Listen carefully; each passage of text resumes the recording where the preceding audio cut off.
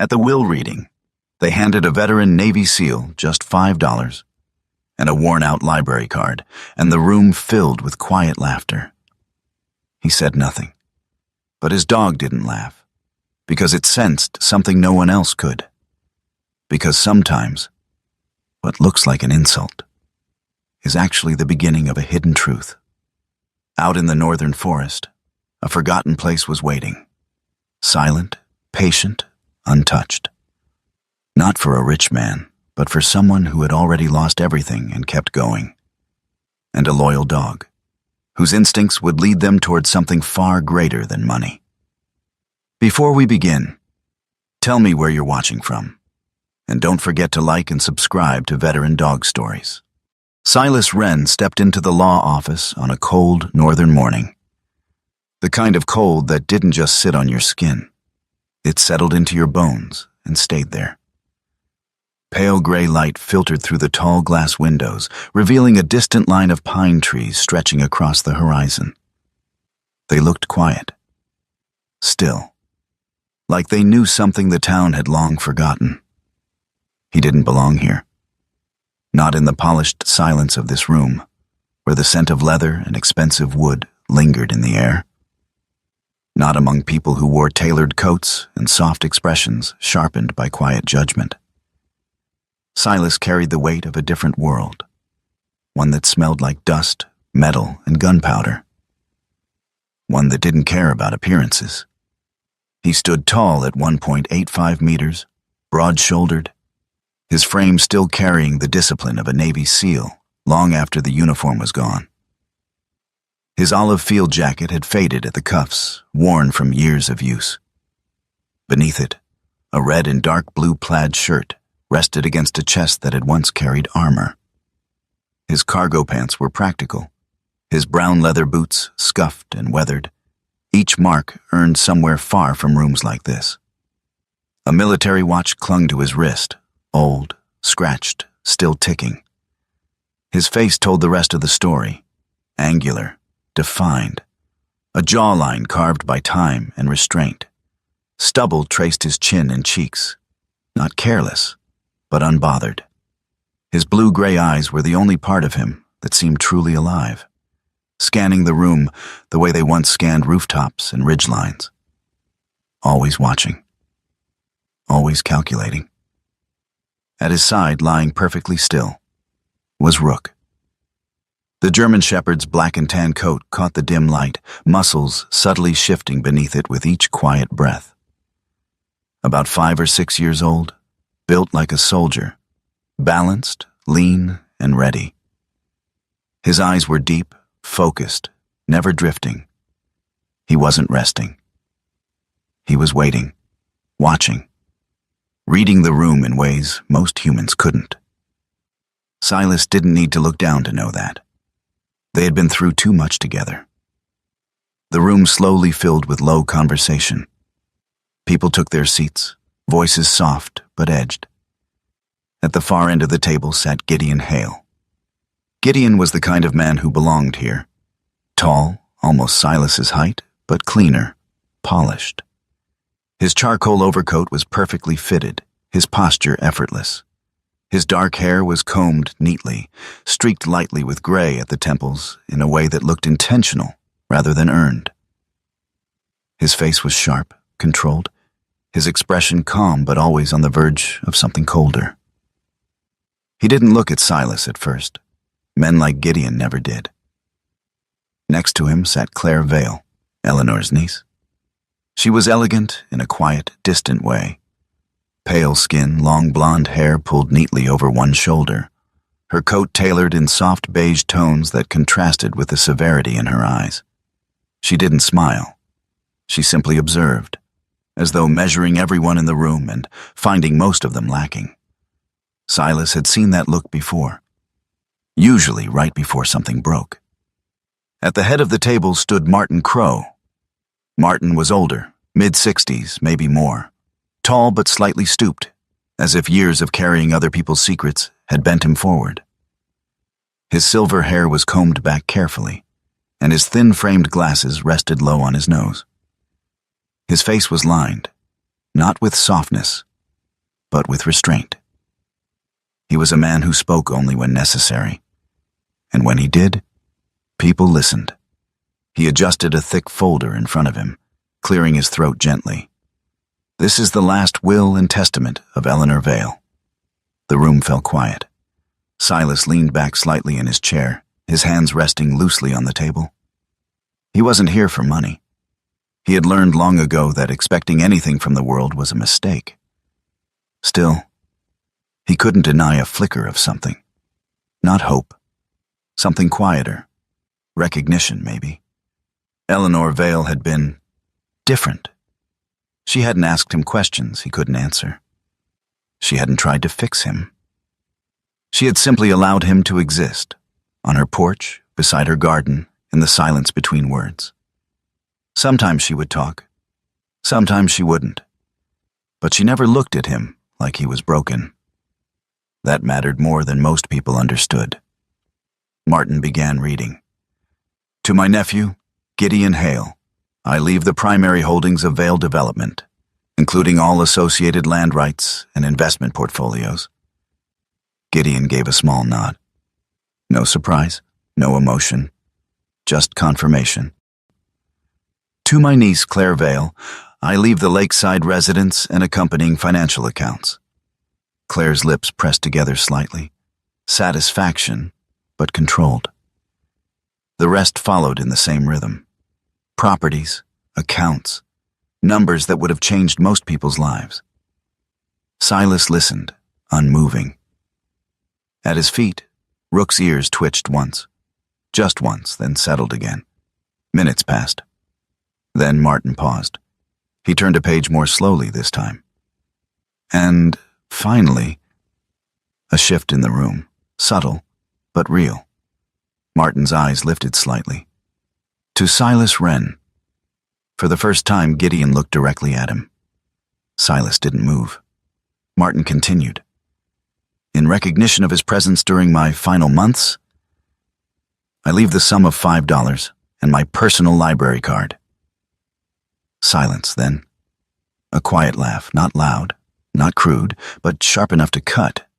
Gideon exhaled through his nose, the corner of his mouth lifting just enough to show amusement. $5, he murmured. "That's generous." Claire didn't laugh. She simply looked at Silas, her expression softer, but not kinder. Pity. That was worse. Martin reached into his pocket and placed a folded $5 bill on the table. Beside it, a worn library card. The edges were frayed, the ink slightly faded with age. They looked small, insignificant. Silas stared at them for a moment. Then he reached forward. His fingers closed around the bill first. Light, meaningless. Then the card. It felt older than it should have. Behind him, a chair shifted. But it wasn't the people that moved. It was Rook. The dog rose slowly, his movement controlled, deliberate. His claws clicked softly against the hardwood floor as he stepped forward. He didn't look at the people.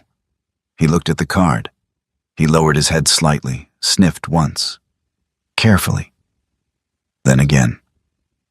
Something changed. His ears lifted, his posture tightened. And then, he turned his head, locking eyes with Martin Crowe. The room didn't notice, but Silas did. For a brief second, everything else disappeared. The laughter, the room, the weight of that $5 insult. All of it faded behind one simple, impossible detail. Rook wasn't reacting to the card. He was reacting to something on it. Something no one else could see. And for the first time since stepping into that room, Silas felt something stir deep inside his chest. Not anger, not humiliation. Something sharper, something unfinished. Martin blinked once, almost imperceptibly, as if he had felt the shift too. Then he looked back down at his papers, continuing as though nothing had happened. The reading ended shortly after. People stood. Conversations resumed. Chairs scraped softly across the floor. Gideon passed by Silas on his way out. "Enjoy your inheritance," he said, voice smooth, controlled. "Don't spend it all in one place." Silas didn't respond. He simply stood, resting a hand briefly on Rook's neck. "Let's go," he muttered. Outside, the cold hit harder. The sky had darkened slightly, clouds pressing low over the mountains. The wind carried the scent of pine and distant snow. Silas walked to his truck, an old rattling thing that had seen better days. Rook jumped into the passenger seat without hesitation, settling in as though this were the only place that made sense. They drove in silence. The road stretched long and empty, winding through the northern forest. Trees stood tall on either side, their branches barely moving in the cold air. It was quiet. The kind of quiet that used to calm him. Now, it just felt heavy. Back at the cabin, Silas pushed the door open, boots tracking faint dirt across the wooden floor. The space was small, simple, a stove, a table, a bed, nothing more than what he needed. Rook stepped inside, shaking off the cold. Silas dropped the $5 bill onto the table. It slid slightly, stopping near the edge. He pulled the library card from his pocket. For a moment, he just stared at it. $5, he said under his breath. He almost laughed. Almost. Then he set the card down beside the bill. Rook moved immediately. The dog stepped closer, lowering his head again, sniffing the card more carefully this time. Not curious. Focused. His tail didn't move. His breathing slowed. Silas leaned forward slightly. "What is it, boy?" Rook didn't answer. Of course he didn't. But he did something else. He lifted his head and slowly turned toward the window, toward the forest. His ears stood straight. His body went still, not relaxed, alert. Silas followed his gaze. Outside, the trees stood quiet, bathed in fading light. Morning arrived quietly over the northern forest, not with noise, but with a pale wash of light that slipped through the trees and pressed gently against the windows of Silas Wren's cabin. The world outside looked untouched, calm, cold, and distant. But inside something had shifted. Silas stood near the small wooden table, staring at the worn library card resting beside the crumpled $5 bill. He hadn't slept much, not because of fear, not even because of curiosity. It was something harder to explain. A feeling that something had started moving again, after a long time standing still. Behind him, Rook sat upright near the door, body relaxed but alert. The dog had not taken his eyes off the outside world since dawn. His ears twitched occasionally, reacting to sounds too faint for human ears. Every now and then, his gaze drifted, not randomly, but toward the same direction. The forest. Silas rubbed the back of his neck, exhaling slowly. "All right," he muttered. "We'll take a look." Before he could reach for his jacket, a low rumble of tires broke the silence. Silas froze. Rook was already moving. The German shepherd stepped forward, placing himself between Silas and the door, his posture tightening. Not aggressive, but ready. His eyes fixed on the window. A vehicle stopped outside, engine still running. Silas moved quietly toward the side of the window, just enough to look out without exposing himself. A dark sedan. Not local. The door opened. Martin Crow stepped out. Silas exhaled, tension easing, but not entirely. He opened the door halfway. Cold air rushed in. Martin stood there in his long gray coat, snow clinging lightly to the shoulders. Up close, he looked older than he had in the office. Lines deeper, eyes heavier. Not weak, just burdened. "Mr. Wren," Martin said calmly, removing his gloves. "I hope I'm not too early." "It's early," Silas replied, "but you're already here." Martin gave a faint, humorless smile. Yes, that seems to be a pattern lately. He stepped inside after a brief pause. Rook circled him once, silently, nose low, taking in his scent. Not hostile, just thorough. Martin noticed. That's Rook, he said quietly. She used to talk about him. Silas raised an eyebrow. She? Eleanor. Silas didn't respond. Martin walked slowly toward the table, his eyes landing on the library card. You kept it. Silas leaned against the wall, arms crossed. Didn't feel like throwing away something I didn't understand. Martin nodded once. That was wise. There was a pause, the kind that sits between people who both know there's more to say. Finally, Martin reached into his coat and removed a thin leather folder. What I'm about to tell you, he said, placing it gently on the table, was not meant to be shared unless you chose to keep that card. Silas glanced at it. And if I hadn't? Martin met his eyes. Then none of this would exist for you. Silas stepped forward. Try me. Martin opened the folder. Inside were documents. Not many, but enough to feel important. Eleanor Vale established a private trust nearly 8 years ago, Martin said. Cedar Hollow Trust. It exists legally, quietly, structured in layers, designed to prevent external control. Silas frowned slightly. External control from who? Martin didn't hesitate. From her own family. Silas let out a slow breath. That tracks. Martin allowed himself the faintest hint of a smile. She anticipated resistance, especially from Gideon Hale. At the name, something in the room tightened. Silas looked down at the documents. And this trust, what does it hold? Land, Martin replied. Forest land, around Cedar Hollow.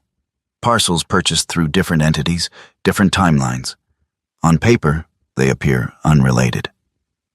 But they're not. No, Martin said. They form a single, continuous territory. Silas's eyes shifted slightly. How much land? Martin paused. 83 acres. Silas blinked once. That wasn't small. That was something worth fighting for. Why hide it? He asked. Martin closed the folder slowly. Because Eleanor didn't want it turned into something else. Silas understood. He didn't need the explanation. Resorts, development, money. Things that erased places like the one outside his window. Martin gestured toward the library card. That is the first key. Silas picked it up, turning it over. Key to what? Martin's answer was simple. To access. The town of Ashmore sat quietly between forest and water, its streets lined with old buildings that looked like they had been standing long before anyone thought to change them. The library stood near the center, a brick structure with tall windows and a wooden sign faded by time. It didn't look like a place that held secrets. That made it perfect. Silas stepped inside, Rook at his side. The warmth hit first, then the smell of old paper.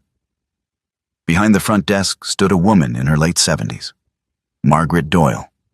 She was small, barely reaching Silas's shoulder, her posture slightly bent, but not fragile. Her silver hair was pulled into a neat bun, and her eyes, sharp, alert, and impossibly aware, missed nothing. Her cardigan hung loosely over her thin frame, sleeves slightly rolled as if she was always halfway through a task. She looked up. Then she saw the card. Everything changed. Her hand stilled. Where did you get that? She asked, voice quiet but firm. Silas held it out. It was given to me. Margaret didn't take it immediately. Instead, she studied his face, then Rook. The dog stood still, watching her just as carefully. After a moment, she nodded. Come with me. She didn't ask questions. She didn't hesitate. That told Silas more than anything. They moved past the public area, through a narrow hallway, and down a set of stairs into the archives section. The air changed. Cooler, denser, filled with the weight of things no one had touched in years. Margaret stopped at a long wall of shelves. Her fingers traced along the wood until she reached a specific spot. Then she pressed. A quiet click. The shelf shifted. Silas didn't react outwardly, but something inside him sharpened. Behind it, a narrow room opened. Old, hidden, preserved. This, Margaret said softly, was Eleanor's space. Silas stepped inside. Rook followed. Immediately the dog's posture changed. His head lowered. His breathing slowed. Then he moved, not randomly, directly, toward the far corner of the room. Rook stopped at a section of the wooden floor. He didn't bark. He didn't scratch. He simply stood there, completely still. Then, slowly, he lifted one paw and placed it down on the same spot. Once, twice. A signal. Silas felt it immediately. Not logic, not reason. Instinct.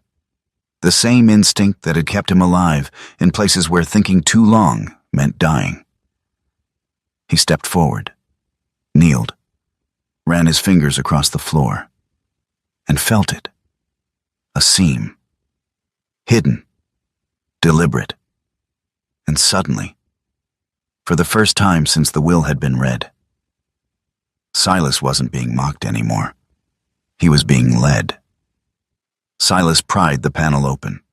Inside was a narrow compartment. Dust stirred lightly as it opened.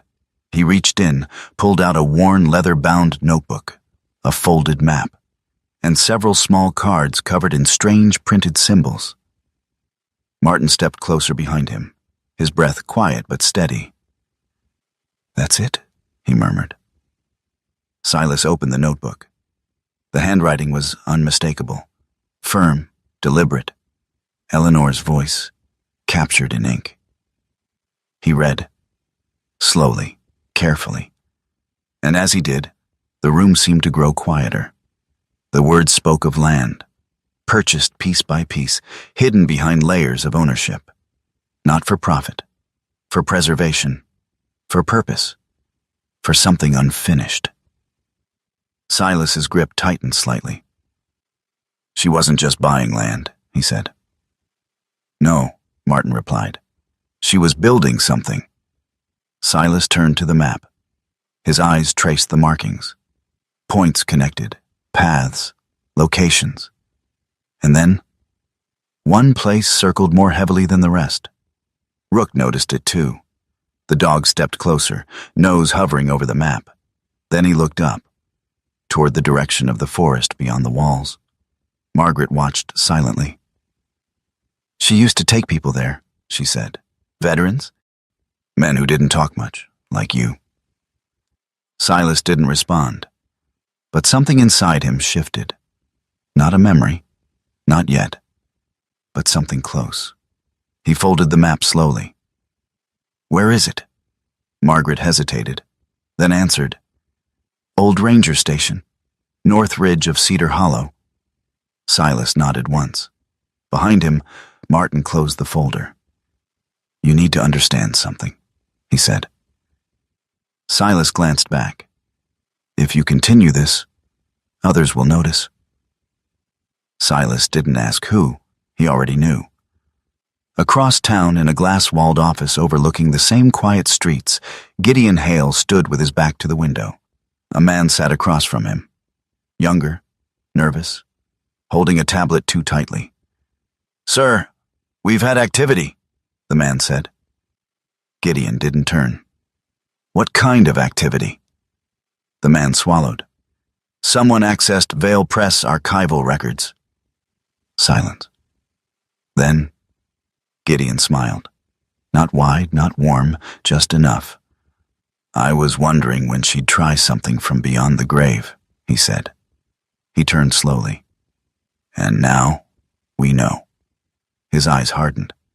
"Find out who." The man nodded quickly. "And if they find anything first?" Gideon stepped closer. His voice dropped. They won't. Back in the hidden archive room, Silas stood with the map in his hand. Rook at his side, the forest waiting, for the first time in a long time.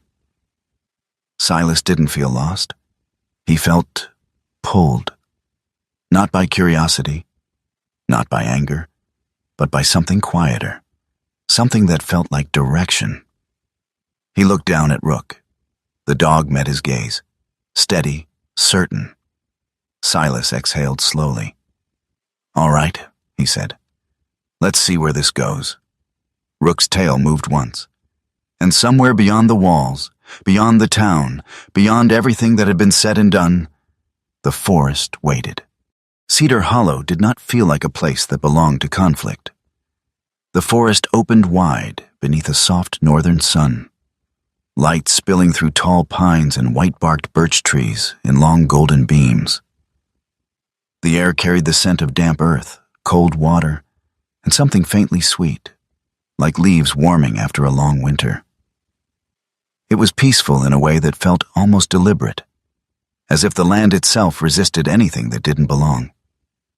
Silas Wren moved through it quietly. His boots pressed into the soft ground without sound, each step measured, instinctive. He carried no weapon in his hands, but his body held the same readiness it always had.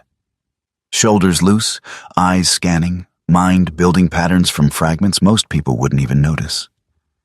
Beside him, Rook moved like a shadow.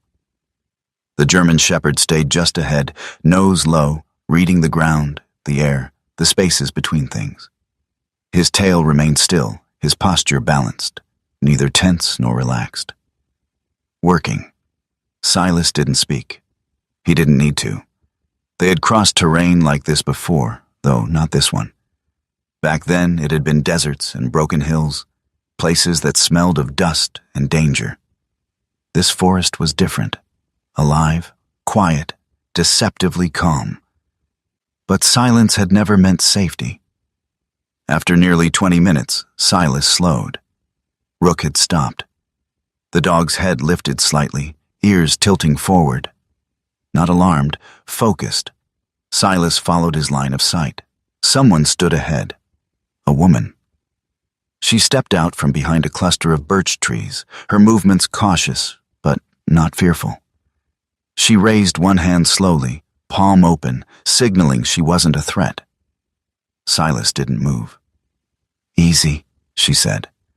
Her voice was steady, clear, grounded. She was in her mid-30s, maybe a year or two younger than him. About 1.68 meters tall, with a lean, practical build that suggested someone used to moving outdoors. Her moss-green Ranger parka was worn at the sleeves, not from neglect, but from use. Beneath it, a gray sweater, simple and functional. Dark outdoor pants tucked into waterproof boots. Her hair, chestnut brown, fell just past her shoulders, tied loosely at the back. A few strands escaped, catching the light. Her face wasn't delicate. It was defined, alert. Eyes sharp, intelligent. The kind that didn't miss details. There was something else in them, too. Familiarity.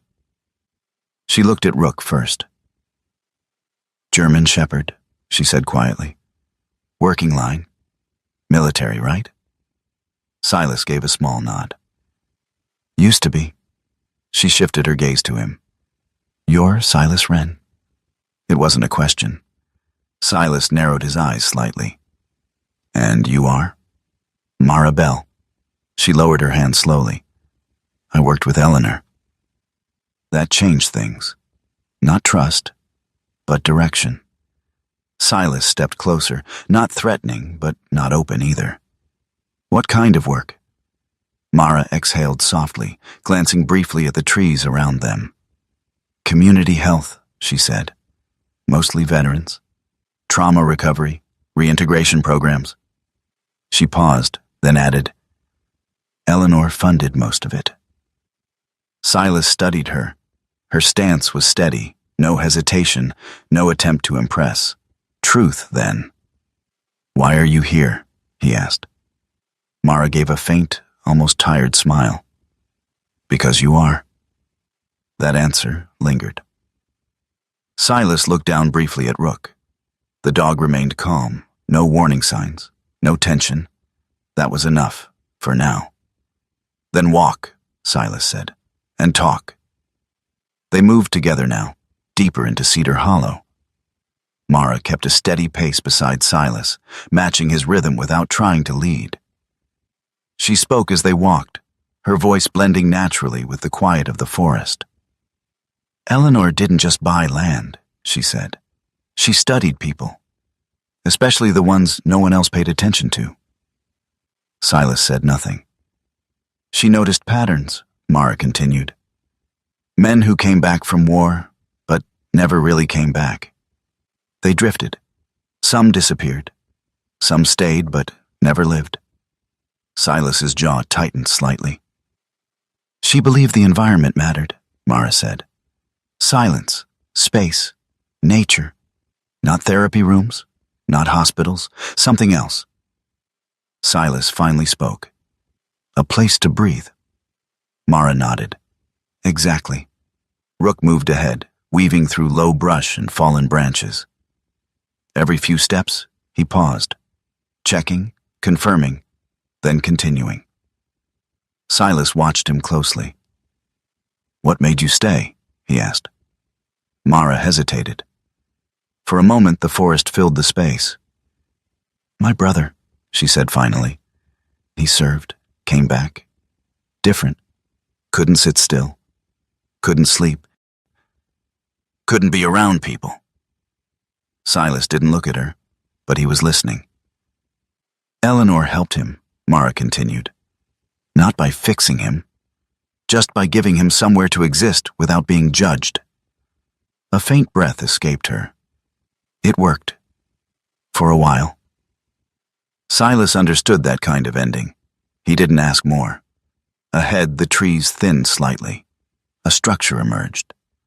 The ranger station. It stood quiet and weathered at the edge of a small clearing, its wooden frame leaning just slightly under the weight of time. Moss clung to the lower walls. The roof sagged at one corner, but not enough to collapse. It looked abandoned, but not forgotten. Rook slowed as they approached. His body lowered slightly, nose catching something on the air. Silas felt it too, not as a scent, but as a shift. Something was wrong. He raised a hand. Mara stopped immediately, no words. Rook moved forward alone, steps lighter now, almost silent. He circled wide, approaching the structure from the side. Silas followed, keeping distance. Then he saw it. Boot prints. Fresh. Not many, but enough. Mara stepped closer, crouching slightly. Not old, she said quietly. Silas nodded. Rook moved again. He paused near the doorway, nose hovering just above the ground. His breathing changed, shorter, more focused. Then he lifted his head. The wind shifted, and with it came a faint smell. Metal, oil, not old, recent. Silas's eyes hardened. They're ahead of us, he said. Mara looked at him.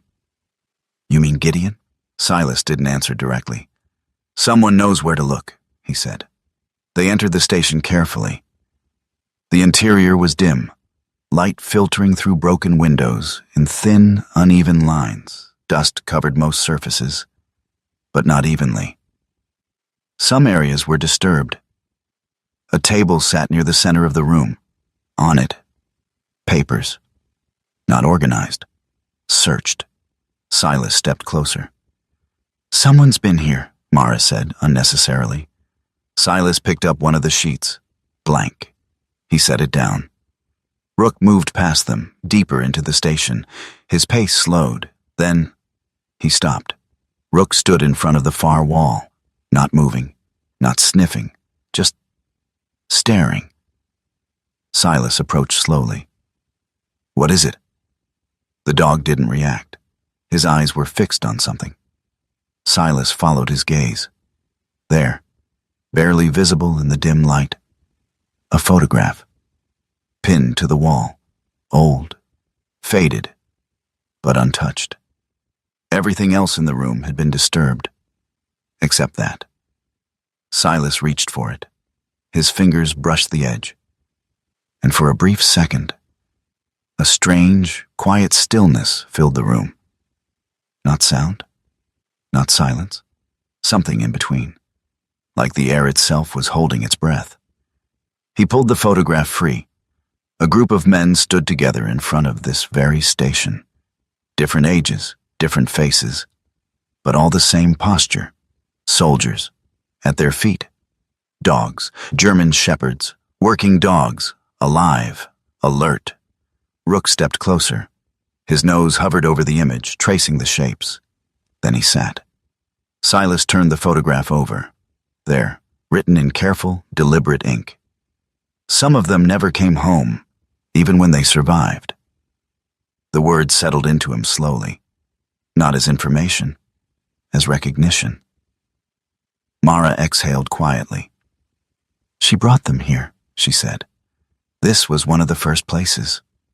Silas looked around the room again, not as a structure, as a memory, a place where people had tried to begin again. Rook stood.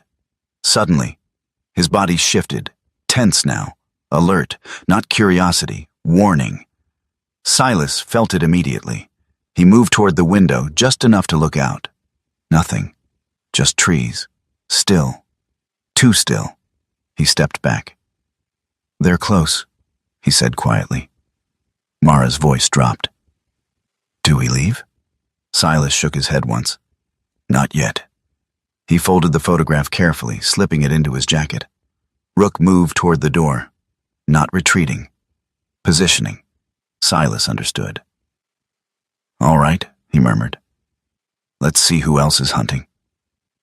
Outside, the forest remained beautiful. Quiet. Unchanged. But now, Silas knew better. This wasn't just a search anymore. It was a race. And somewhere out there, someone else was already running.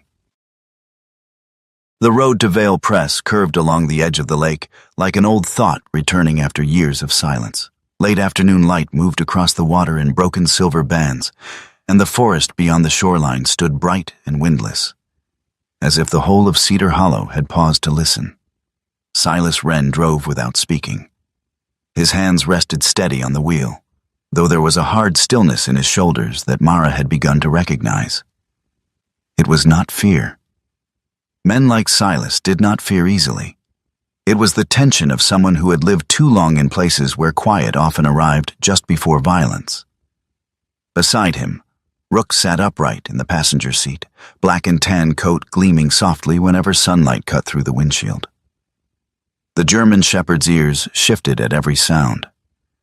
The hum of the engine, the scrape of gravel, the distant call of birds across the water.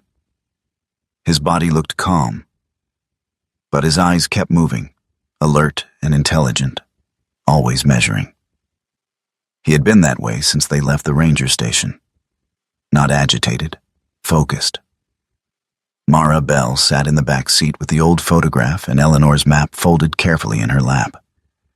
She looked out the side window as the shape of the printing house came into view. Vale Press stood near the lake like a forgotten chapel built for words instead of prayer. The brick and wood structure had once been handsome in a practical, dignified way. Now its tall windows were filmed with dust, and the paint along the frames had peeled in long curling strips. Ivy crept up one wall. The sign above the entrance, Vale Press, was still there, though weather had faded the gold leaf into something dimmer and sadder. Silas parked and stepped out first. The air smelled of lake water, damp timber, and old paper left too long in summer heat. Rook jumped down beside him and immediately scanned the open ground, nose lifting once toward the wind. Mara followed, tightening her parka against the breeze. The front door opened before they reached it. A small woman stood in the doorway, one hand still on the brass handle. She looked to be somewhere between 75 and 80. With white hair pinned into a practical knot and a narrow face marked by age, intelligence, and long memory. She was short, but there was nothing frail about her presence. Her cardigan was dark gray, worn smooth at the elbows, and a faded apron lay over her skirt, stained with old printer's ink, as if the years had soaked into cloth and refused to leave. Thin spectacles sat low on her nose. Her eyes were bright. This was Elspeth Vale. She looked first at Mara, then at Silas, then finally at Rook. "So," she said, her voice dry but not unkind, "the dog is real." Mara blinked. "You were expecting the dog?" Elspeth stepped aside to let them in. Eleanor wrote many things down. She rarely exaggerated. "Come in before the light goes." The interior of Vale Press smelled exactly the way the outside promised it would. Ink, wood pulp, iron, dust, and the faint mineral scent of lake air slipping through old walls. The main room opened wide beneath a high ceiling crossed by thick beams blackened with age. Long tables sat beneath hanging lamps. Drawer cabinets lined the walls, each filled with metal type, labels, and forgotten tools. At the center stood the old printing press, heavy, iron-bodied, and beautiful in the way old machines sometimes are, as if they had once possessed a soul borrowed from the people who worked them. Rook moved more slowly here. Not because he was uncertain, because he was reading everything. His paws made soft sounds on the old plank floor as he circled once, nose low. He paused beside a cabinet, then the press, then the staircase leading to the back loft. Silas watched him out of habit, but his own attention kept drifting to the press itself. It dominated the room the way certain men used to dominate a command tent, silent, scarred, and carrying the weight of everything built around it. Elspeth noticed. "She bought that press with her husband," she said, "before the company split into papers and deeds and all the modern nonsense. Back then this place printed church bulletins, town notices, missing person posters, poetry pamphlets, war letters, and funeral cards. Eleanor used to say ink told the truth more honestly than most people." Mara walked slowly beside one of the long tables, fingertips grazing its edge. "You stayed?" Elspeth gave a thin smile. Somebody had to remember how the place breathed. She looked at Silas then, really looked at him. He stood in his olive field jacket, broad shoulders filling the soft gloom of the room, blue-gray eyes alert beneath the hard angles of his face. He looked too large for the quiet house of paper and type, but not wrong inside it. Just out of season. Like a soldier who had entered a library by mistake and discovered something there knew his name. "You do resemble him," Elspeth said. Silas's jaw tightened slightly. "Her son?" "Yes." Mara glanced between them. "You knew?" Elspeth nodded once. "Not at first. But grief has patterns." Eleanor had spent years looking for one thing in broken men. Not strength, not obedience. Recognition. Silas did not answer. Elspeth reached into the pocket of her apron and removed a small brass key. The symbols from the map? Mara unfolded the cards from the archive and handed them over. Elspeth studied them beneath the nearest lamp. Her old fingers moved with practiced precision across the marks, pausing now and then as if listening to the language beneath them. "These aren't random printer codes," she murmured. "They're lock marks. Position, pressure, sequence." She looked toward the press. Eleanor hid things the way some women hide jewelry. Inside work. They gathered around the machine. Elspeth pointed out a series of nearly invisible notches carved into the side frame, each aligned with a small dial and plate beneath the main roller bed. Silas followed her instructions, turning one lever, then another. The metal resisted at first, then yielded with a slow, reluctant groan. Nothing happened. Elspeth frowned. Mara leaned closer. "Did we miss one?" Rook, who had been circling near the back of the press, stopped abruptly. He lifted his head, sniffed toward the machine, then placed one paw against the wooden feedboard that extended from its front. Not a scratch, not a strike, just pressure. Silas looked down at him, then at the board. "There," Elspeth whispered. He pushed. A hidden latch gave way. The side panel of the press shifted inward with a deep metallic click, and a narrow compartment slid open from inside the iron frame. For a moment, no one moved. Inside lay three things: a leather packet tied with faded ribbon, a small recorder with 2 labeled tapes, and a sealed folder bearing Eleanor Vale's name in firm black script. Mara let out a breath she did not realize she had been holding. Elspeth closed her eyes briefly, not in surprise, but in the ache of old loyalty fulfilled. "You stubborn woman," she murmured to the absent dead. Silas reached in and lifted the recorder first. It was older, but well preserved. The tape was marked simply, "For the one who stays." He looked at Mara, then Elspeth. "Do we have a player?" Elspeth turned without a word and crossed to a cabinet near the back wall. From its bottom shelf she pulled a small cassette player wrapped in cloth. She set it on the table, plugged it into the wall, and pressed the tape into place. The machine clicked. Static breathed. Then a woman's voice filled the room. Eleanor's. Age had roughened it, but it remained unmistakably deliberate. Calm, educated. A woman who had spent a lifetime speaking only after she had decided her words mattered. "If you are hearing this," she said, "then at least one faithful heart has outrun the impatient ones." Mara lowered her eyes. Silas stood completely still. Eleanor continued. She spoke not like someone dictating instructions, but like someone handing over the last weight she had been forced to carry alone. She explained the Cedar Hollow Trust, the layered legal structure, the hidden parcels purchased through shell entities and conservation fronts. She named no enemies directly, yet Gideon's shadow seemed to stand in the room all the same. Then her voice changed. Not weaker, more personal. "My son came home from war," she said, "but he did not return." The words settled heavily into the press room. He survived what foreign soil could not take from him. But this country, in its haste to celebrate and forget, asked him to become ordinary before his wounds had even learned how to speak. He drowned slowly while the rest of us called it adjustment. Silas's stare shifted toward the far wall. Somewhere deep inside him, something old tightened.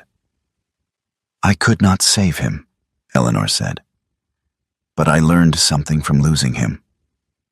There are men who survive battle only to be abandoned by peace. There are dogs who remain more loyal than nations. There must be places where both are allowed to heal without apology."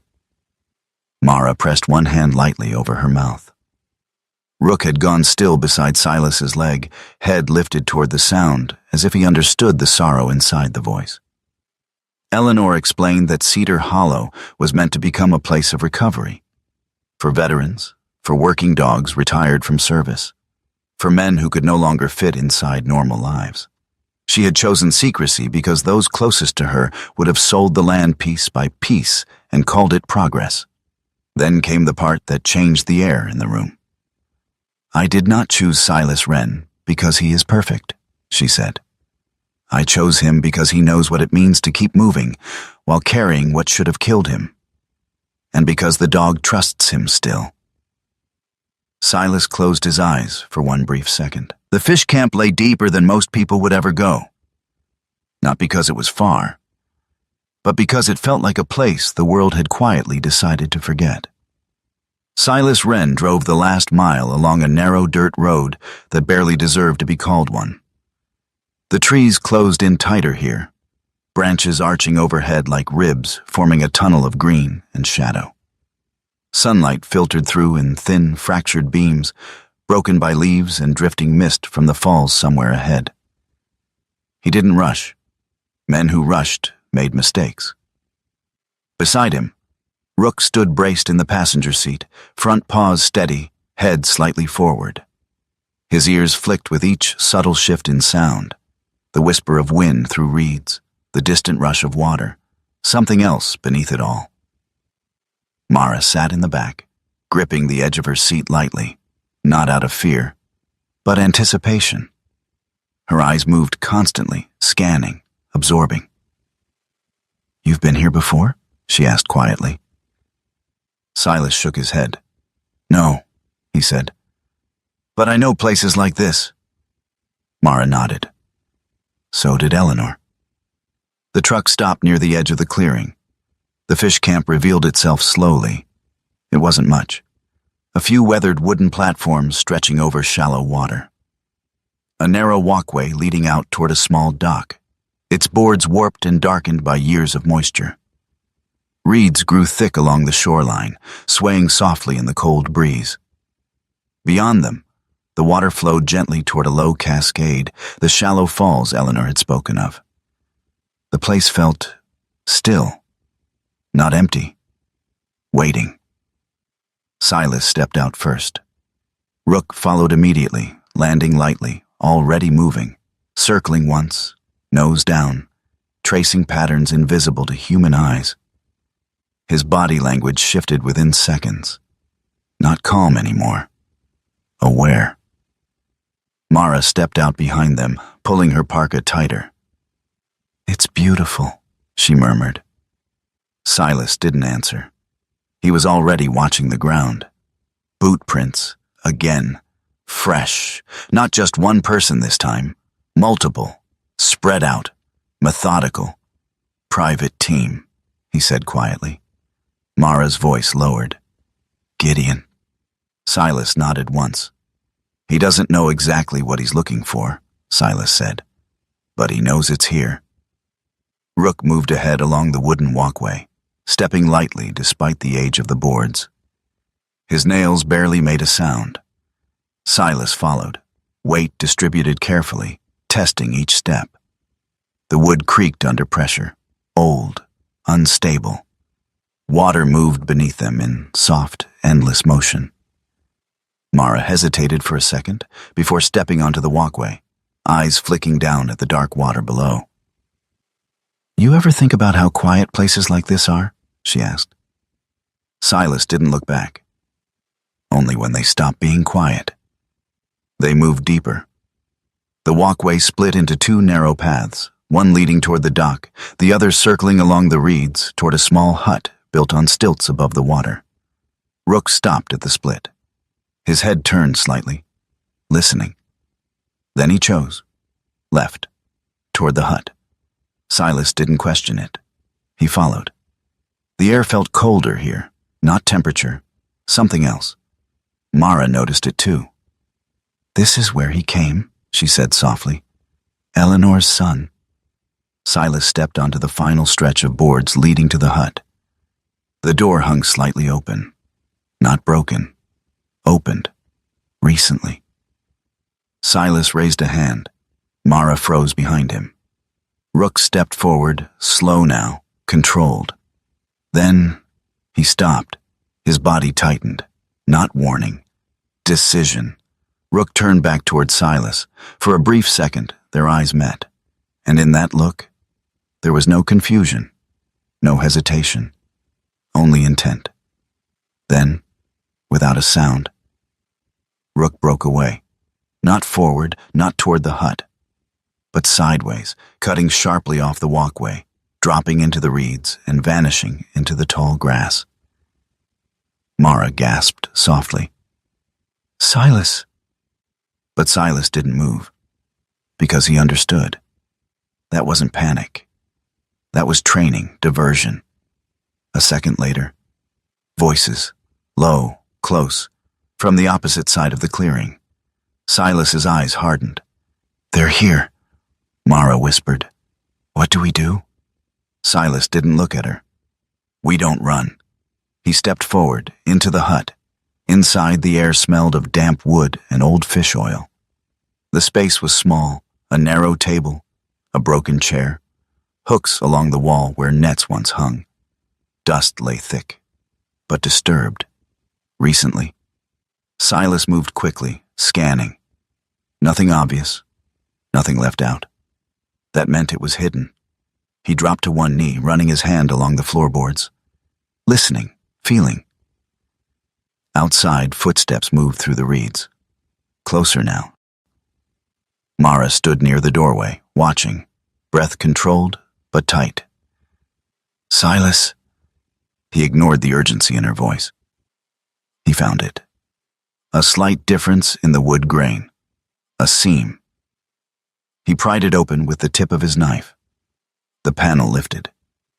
Inside, a wrapped bundle. He pulled it free, unwrapped it quickly. A carved wooden seal. Old, heavy, veil press. And beneath it, a set of documents. Clean, protected, final confirmations, the last piece. Silas exhaled once. Got it. Mara turned. Too late. A shadow moved across the doorway. A man stepped in. Tall, broad, dressed in dark tactical clothing, black jacket, reinforced boots, gloves. His face was sharp, unshaven, with a thin scar running from his temple down toward his cheekbone. His eyes were flat, trained, the kind that measured threat before emotion. Caleb Dorsey. Late 30s. Former military, if the posture said anything. Now something else. Private security. He raised a hand slightly. Easy, he said. His voice was calm, controlled, professional. Hand it over. Silas didn't move. Don't think so. Dorsey's gaze flicked briefly to the documents in Silas's hand, then back to his eyes. You don't understand what you're holding. Silas gave a faint, humorless smile. I understand enough. Behind Dorsey, more movement. 2 more men approaching, time shrinking. Mara stepped back, eyes darting. Silas? Dorsey took 1 step forward. Last chance. Silas didn't answer. Instead, he moved, fast. He shoved the table sideways, the wood crashing into Dorsey's knees, throwing off his balance for just a second. Enough. Silas grabbed Mara's arm. Move! They burst out the back of the hut. The walkway shook under their weight as they ran. The boards creaked, groaned, shifted dangerously. Behind them, shouts, boots pounding, water splashing. The chase began. The open space worked against them. No cover, no concealment, just narrow wood, unstable ground, and water that would slow anyone who fell into it. Mara slipped once. Silas caught her. Keep moving! Gunfire cracked behind them. Not aimed to kill. Warning, pressure. They reached the split in the walkway. Silas made a decision instantly. Right! They cut across the narrower path toward the dock. The wood here was worse. Slick, warped. Mara nearly fell again. Silas kept her moving behind them. Dorsey regained ground. Faster, more controlled. He wasn't rushing. He was hunting. Then, a sound. A bark, sharp, from the reeds. Rook. The dog burst from the grass on the opposite side of the clearing, moving fast, drawing attention, drawing eyes, drawing movement. Dorsey reacted immediately, turning, adjusting, diverted, exactly as planned. Silas didn't slow. They reached the end of the dock, nowhere left, water ahead, reeds to the side. Mara looked at him. What now? Silas turned, just in time to see Dorsey closing the distance again. No more space. No more time. Then, Rook reappeared, charging straight toward them, but not stopping. He slammed into Dorsey from the side, hard. The man stumbled, losing footing for just a second. But enough. A shot fired. Wild. Rook yelped. A sharp, brief sound. Silas's heart stopped. Rook! The dog hit the ground, rolled, then scrambled back up, limping slightly, but moving. Alive. Still moving. Still fighting. Silas made the decision. Not tactical, not strategic. Personal. He turned. back toward them. Mara shouted, "Silas, no!" But he was already moving, back into the fight. He reached Rook in 2 strides, dropping to one knee. Blood. Not deep, but real. Rook's eyes locked onto his. Steady, still focused, still ready. "You're good," Silas muttered. "You're still good." The dog's tail flicked once. That was enough.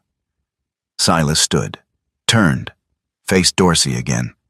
The man had recovered, breathing controlled, eyes sharper now. "You should have left," Dorsey said quietly. Silas shook his head. "Not how this ends."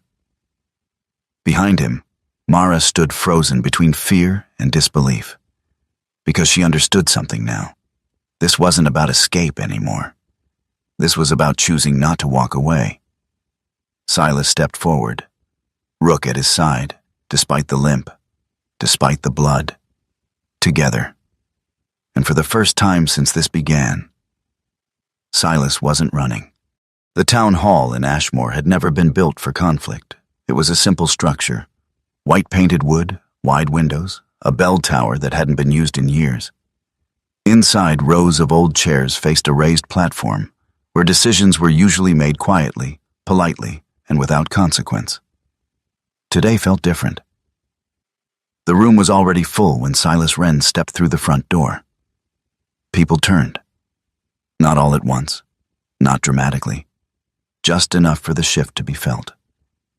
Silas paused for half a second, letting his eyes adjust. The same calm posture, the same worn olive field jacket, the same quiet weight in his presence. His boots carried dust from the forest floor into polished civic space. It didn't belong here. Neither did he. Behind him, Mara Bell walked in with steady steps, her moss-green parka zipped halfway, hair tied loosely back. She carried a thin folder under her arm, papers marked and organized, her eyes focused forward. She didn't look nervous. She looked prepared. Rook entered last. The German shepherd moved at Silas's side, body aligned with his stride, head slightly lowered, but eyes alert. The dog's presence drew whispers, low, uncertain, some curious, some uneasy. He ignored them. Silas moved toward the front row. At the far end of the room, Gideon Hale stood already at the podium. He looked exactly as expected, immaculate. His charcoal overcoat had been replaced by a tailored suit, perfectly fitted, dark and precise.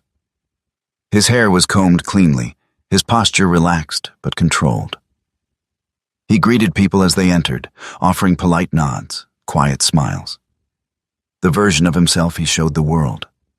A man who built things. A man who made sense. On a table beside him sat presentation boards, maps, development plans, architectural renderings, clean lines, bright colors, promises made visible, opportunity. Silas studied them briefly. He had seen something like this before. In another country. Different language, same outcome. At the back of the room stood Martin Crowe, hands folded loosely in front of him. He wore the same gray coat, the same quiet composure. But today, there was something more beneath it. Resolve. Near him, several townspeople gathered, older men, women, a few younger workers. Among them stood 2 individuals Mara had spoken to earlier. One was Thomas Keegan, a man in his early 60s with a long, narrow face and thinning gray hair. His build was lean, almost gaunt, as though life had carved him down to essentials. He wore a brown canvas jacket and carried a leather notebook under one arm.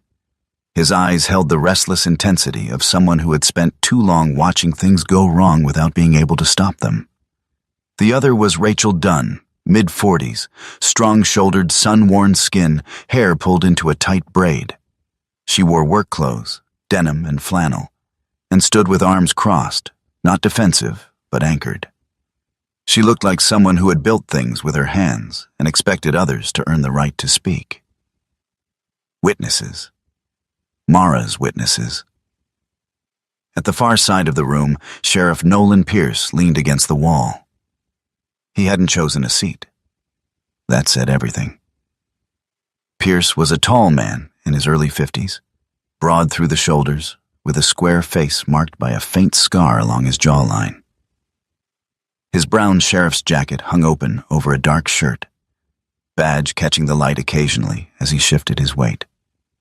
His hair was short, graying at the edges, his eyes unreadable, neutral, or so everyone thought.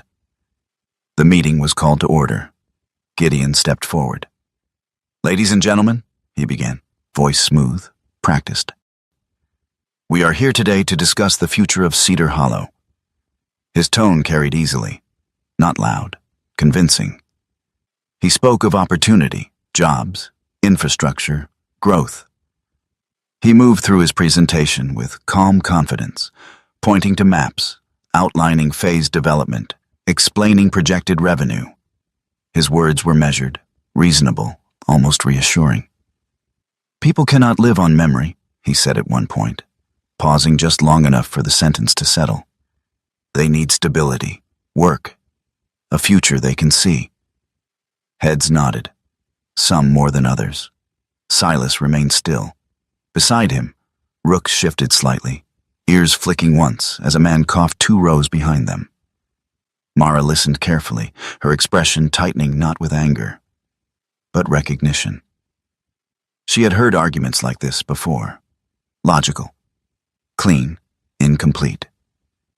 Gideon finished to polite applause. He stepped back. The room felt balanced. Not decided, not yet. Martin moved forward next. He didn't raise his voice. He didn't try to compete. He simply began. "The Cedar Hollow Trust," he said, "exists under federal and state protection." He laid out the legal structure clearly, documents, filings, protections layered carefully over time. Not dramatic, just undeniable. Silas watched the room shift again. Less confident now, more uncertain, Mara stepped forward after him. Her voice was different, not polished, real. She spoke of the veterans who had come back broken, not visibly, but quietly. She spoke of the programs Eleanor had funded, the land used not for profit, but for healing. She introduced Thomas and Rachel, who stepped forward to confirm her words. Thomas spoke slowly, carefully choosing each word. "I've seen what happens when places like this disappear," he said. "People don't vanish all at once. They fade." Rachel's voice was stronger. "My brother didn't need a job," she said. "He needed somewhere that didn't expect him to be someone else." The room held that. Silas stood last. He didn't step to the podium. He didn't speak immediately.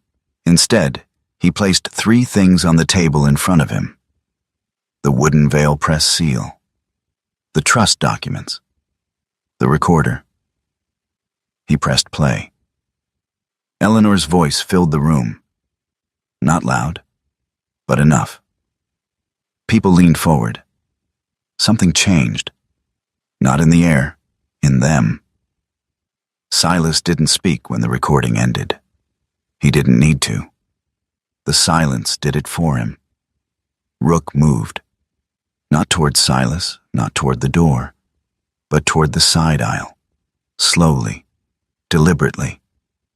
His nose lowered, tracing something unseen. Silas noticed immediately. The dog stopped beside a man seated near the edge of the room. Mid-30s, clean-shaven, well-dressed. Too well-dressed for Ashmore. His name, though few knew it, was Ethan Cole. He worked for Gideon, an assistant. But not just that. His posture betrayed him. Too stiff, too aware. Rook stood beside him, staring. Not growling, not barking, just watching. Ethan shifted, once, then again. His hand moved toward his jacket pocket. Small movement, but wrong. Silas's eyes sharpened. "Don't," he said quietly. The word cut through the room. Ethan froze. Too late. Sheriff Pierce pushed off the wall. 2 steps, 3. He reached Ethan before anyone else could react. "Hands where I can see them," Pierce said calmly. "No shouting, no drama, authority." Ethan hesitated, then complied. Pierce reached into his jacket, pulled out a folded set of documents, stamped, official-looking. But something about them, off. Pierce glanced once, then again. His jaw tightened slightly. "These are forged," he said. The word landed hard. The room shifted. Gideon stepped forward quickly. "Sheriff, I think there's been a misunderstanding." Pierce turned toward him. Not aggressive, not loud, just certain. "I don't think there has." He held up the documents. "These filings attempt to reclassify protected land under false pretense. That's not development, Mr. Hale. That's fraud." The silence that followed wasn't quiet. It was heavy. Gideon didn't speak immediately. For the first time since the meeting began, he didn't have control. Silas watched him, not with anger, with clarity. This was the moment. Not of victory, of truth. Gideon's expression changed. Not much, but enough. The mask didn't break. It slipped, just slightly, enough for everyone to see the man behind it. And the room responded. Not loudly, but decisively. Sheriff Pierce stepped back. Ethan was escorted quietly out. The forged documents remained on the table. Visible, undeniable. The council members spoke among themselves. Short, direct, no debate now. The vote was called. Hands raised, one by one. Not unanimous, but clear. Gideon's project, denied. The meeting ended without applause, without ceremony. People stood slowly, conversations beginning again, but softer now. More thoughtful. Mara exhaled, tension leaving her shoulders for the first time since the forest. "It's over," she said quietly. Silas shook his head slightly. "No," he said. "Not over." Rook returned to his side, sitting calmly, as if nothing unusual had happened. But everything had. Silas looked at the table, the seal, the documents, the recorder, then at the people. At Mara. At the sheriff. At the room. "This isn't about stopping him," Silas said. "It's about finishing what she started." Outside, the town of Ashmore stood unchanged. But something inside it had chosen. Spring came slowly to Cedar Hollow, not as a sudden burst of green, but as a quiet return of life, one small change at a time. Snow melted into thin streams that traced their way through the forest floor. The lake lost its gray stillness and began to reflect the sky again. Birds returned first, then the insects, then the faint sound of wind moving through leaves that hadn't been there a week before. The land breathed again, and this time, it didn't feel forgotten. Silas Wren stood at the edge of the field, hands resting loosely at his sides, watching the morning unfold. The same olive field jacket hung from his shoulders, the same worn boots pressed into the damp earth. But something about him had shifted, not outwardly, not in the way others would notice, but inside, something had settled. The field stretched out before him, no longer wild and untouched, but not controlled either. Wooden fencing marked out sections of land, simple and practical. A few cabins had been restored, nothing luxurious, just clean spaces with open doors and wide windows. Paths had been cleared, not cut through, but shaped carefully to follow the natural flow of the terrain. This wasn't development. This was respect. Behind him, a voice called out, "Hey, try again, slower this time." Silas turned. Across the field, Mara Bell stood beside a young man holding the leash of a German shepherd that was clearly not cooperating. The dog pulled hard to the side, restless, unsure, reacting more to the handler's tension than anything else. Mara crouched slightly, her moss-green parka brushing the grass as she adjusted her posture. "Don't fight him," she said calmly. "He feels that." The young man nodded, though his grip remained tight. This was Evan Carter. Mid-20s, lean, almost too thin for his height, like he had lost weight and never quite gained it back. His dark hair was cut short but uneven, his jaw clean but tight, as if he was constantly holding something in. His eyes were the kind that didn't rest, moving quickly, scanning everything, but never settling. A veteran, recent. Still carrying it, Silas could see it without asking. The dog beside him, a young German shepherd, maybe 2 years old, matched his energy perfectly. Nervous, reactive, not aggressive, but unsure where the world ended and he began. Mara reached out slowly, placing a hand lightly on the dog's shoulder. "Breathe," she said. Not to the dog, to Evan. The young man exhaled, just slightly. The dog responded almost instantly. Not obedience. Connection. Silas watched quietly. This was the work now. Not missions, not orders. Moments like this. Small, unseen, but real. At his side, Rook stood still, observing. The German shepherd had changed too. His movements were steady again, his strength returned, but a faint scar traced along his shoulder, hidden beneath thick fur, visible only when the light caught it just right. A mark. Not of injury, of choice. Silas reached down, resting a hand briefly on Rook's neck. "You still got it," he murmured. Rook's tail moved once. Across the field, the young dog finally stopped pulling. Evan's grip loosened. For the first time since Silas had seen him, the man smiled. Not fully, not easily, but enough. Later that afternoon, a truck pulled slowly up the dirt road. Silas glanced toward it without urgency. He recognized it. Martin Crow stepped out, adjusting his coat as he looked across the property. His movements were slower these days, more deliberate, but his eyes remained sharp, observant. He walked toward Silas, hands tucked lightly into his pockets. "I see you didn't turn it into a resort," Martin said. Silas shook his head. "Didn't seem like the point." Martin nodded. "No," he said, "it didn't." They stood in silence for a moment, watching the field. Then Martin reached into his coat and handed Silas a thin envelope. "Final confirmations," he said. "The trust is fully activated, legally protected, no more challenges." Silas took it, didn't open it. "Gideon?" he asked.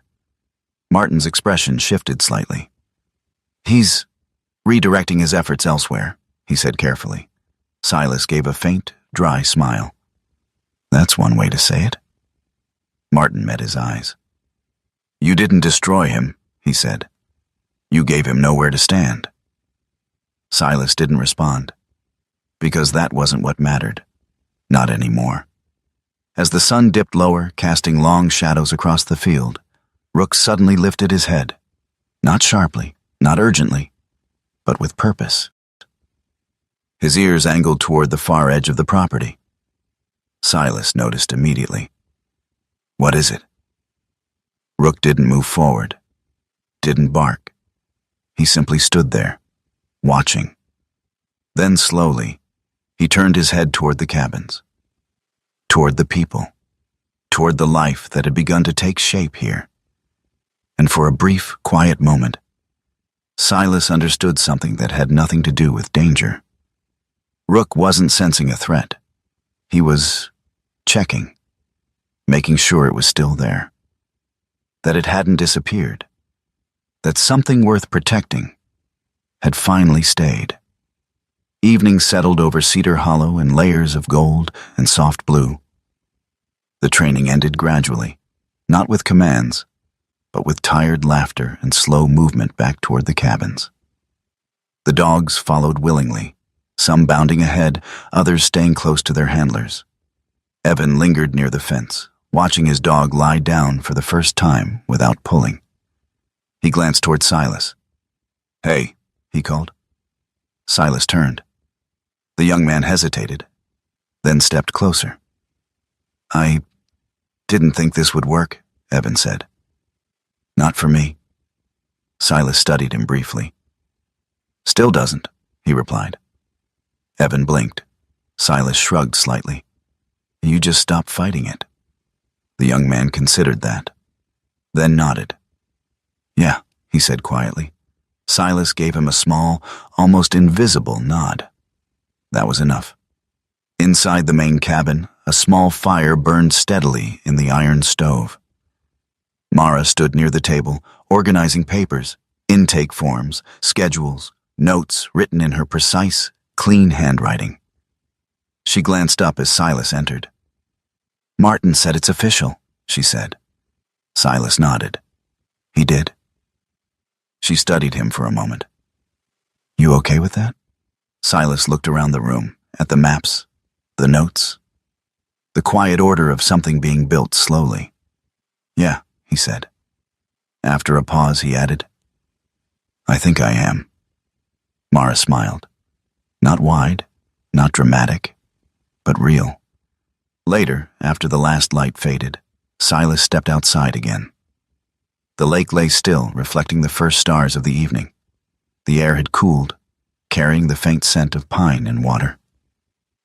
Rook followed him, settling down near the edge of the porch. Silas leaned against the railing, looking out over Cedar Hollow. For a long time, he said nothing. Then he reached into his jacket, pulled out two things: the library card and the $5 bill. They were no longer loose, no longer forgotten. Now, they rested inside a simple wooden frame, the glass catching the last of the fading light. He had placed them there earlier that day, not as a reminder of what had happened, but of what had started. Silas set the frame on the railing beside him. Rook lifted his head slightly, glancing at it, then back at the lake. Silas exhaled slowly. "She didn't leave money," he said quietly. Rook's ears twitched. "She left a job." The dog's tail moved once. That was enough. Silas looked out across the water.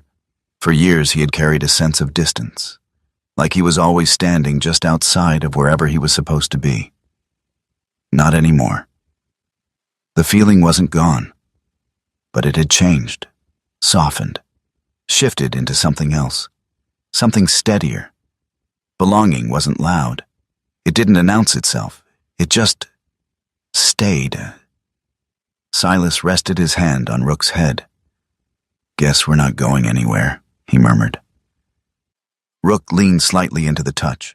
The stars reflected quietly across the lake. And for the first time in a long time, Silas Wren wasn't searching for something ahead. He was standing exactly where he was meant to be.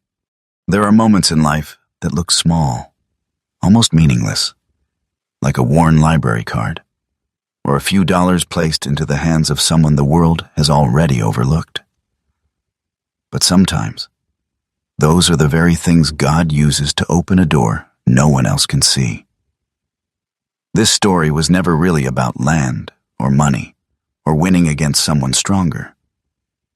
It was about being chosen for something deeper, about a man who thought he had lost everything, and a loyal dog who never stopped standing beside him. And in that quiet loyalty, in that unshaken bond, something greater was at work. Maybe that's how miracles truly happen.